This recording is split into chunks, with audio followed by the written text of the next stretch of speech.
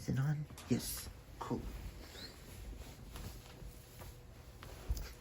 Hi guys, and welcome back to Read's Readers with your host, Clinton Reed. Sterling's working, so I'm filming 2 videos, and I don't have any other time to do it, so we're just gonna do it in the bedroom. How's that sound, guys? Cool, cool. As you can see with the title of this video, I'm gonna bring with you guys my magical readathon Aurelium gear up, which is gonna with my shirt. There's stuff on my glasses. Sorry guys, I just got off work. Yes, a mess. But which apparently the magical readathon Aurelium is gonna take place next week or this week. I don't know when this video is going up. So March 14th through the 20th. And I have chosen 4 books to do throughout this. I watched Book Roast's video on it. Nothing fully was explained to me on the legacies, if you could only choose one. So I chose 2 for my character. Okay, if you don't know what the magical readathon is, G at Book Roast, which I will link down her video down below to let you guys know, created a readathon where you are building a character, which we started last year with, which my character is Vora Del Center. She is of the guild Mindwalkers because she is a oracle in training, gifted with all of these psychic abilities to prevent something bad from happening. She doesn't know why she's at Aurelium just yet, just knows that she had a vision that told her she had to go do this. Well, we have my background, my greatest fears, all that good jazz. I did complete the novice path, which I read a book for every last challenge, so yay.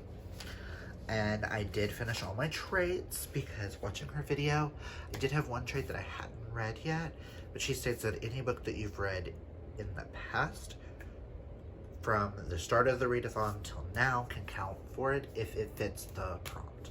So I did read the inheritance games for living in an urban setting, which is in a town or city, because she is originally from Carador, which is a bunch of cities and stuff like that, which I needed to read a book from an ongoing series, which I read Arch Enemies at the time, but halfway through her training, she went to Erythria to basically meditate with the elves so she could find out more of her own history, because she was an orphan and all this other stuff, which was the one book I needed to finish, which was to read a book that features fae or elven characters, and I'm counting House of Sky and Breath, which is right here that I read last year, or last month, sorry, which fae, elven characters, that works. And then because I'm an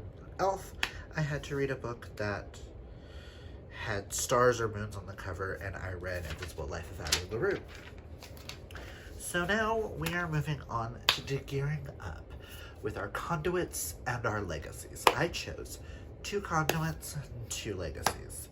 As a Mindwalker, I do only get access to one specific conduit, but there were a collective sum where everyone can have. And I looked at those, sat there and thought about it, and figured out what works for Vora. So, let us just go into that so that you guys can just know the 4 books that I plan on getting through this week, which I'll probably be doing audios for all of them. But for the conduit that everyone can have, I chose a spell book because I feel like her being a psychic and everything, she would want a book of knowledge that's with her at all times, that helps to explain her gifts. It's not necessarily a spell book in the fact of I open and I cast the spell. It's a spell book in the sense of it helps her to explain her powers. Does that make sense? It does for me, so whatever. And the prompt for that is I have to read a book with at least 2 S's in the title. Now, which this title has 2 S's in the title. For that, I will be reading The Song of Achilles by Madeline Miller, which I am buddy reading with Drew this month. Everyone knows what this is about. This follows Achilles, and it's a queer retelling of Iliad. I don't really like to say retelling when this is about Achilles and Patroclus, and Madeline Miller told the true story of Achilles and Patroclus, which I'm excited, so yay. Okay, for the conduit I get as being part of the Mindwalkers Guild, I get a dagger. Ooh. Psychics don't really need weapons. Anyways, we get a dagger, so for that I have to read a standalone, and I am buddy reading this month with Tracy, Nikki, and Sterling, and that is The Sundown Motel by Simone St. James. I had started it. I'm like 16 pages in, but I put it down because I got into like a reading. I went down a rabbit hole of other things. So, I kind of need to start reading some of these books that are on my TBR. Just saying. But this, all I know about this is in 1982, Viv Delaney disappears from a hotel in Fell, New York, and in 2017, Carly Kirk returns to figure out why her aunt disappeared. And that's literally all I really want to know. I am enjoying the writing style so far, but yeah. So, Sundown Motel for that. And now on to my legacies. I couldn't pick just one, so I decided to pick 2 for her because I feel like these 2 specific ones were the ones that I was bouncing back and forth from, because her being an oracle with a bunch of psychic abilities that she doesn't understand, I feel like both these places work for her. As a Mindwalker, we get an option to go to a different plane of existence. My character chose, she automatically has the psychic plane because of all the meditation she did on Etheria. She was doing meditation for like 10, 15 years. I don't really remember how many years it said. Hold on. 10 years meditating when she had a vision telling her she needed to go to the Aurelium Academy. But, so I figured psychic plane is for those who do a lot of meditation and asking for guidance and help. And for that one, you have to read a supernatural book. Because I went on a rabbit hole, I didn't get to my buddy read the first week with Mel and them of this, so I'm going to read this. And that is, I'm going to be reading Lady Midnight by Cassandra Clare, book 1 in the Dark Artifices series. All I know is it's the next in the Shadowhunters world that I need to get to. And Shadowhunters has an entire world of werewolves, vampires, fairies. Come on, supernatural. So I figured, perfect for the psychic plane. And the other plane I chose was the astral plane, because her being a psychic, I figured astral projection is one of her abilities. Oracle telepathy and all of that type of stuff. Astral plane helps you get from one point to another. Figured that would help her in her journey.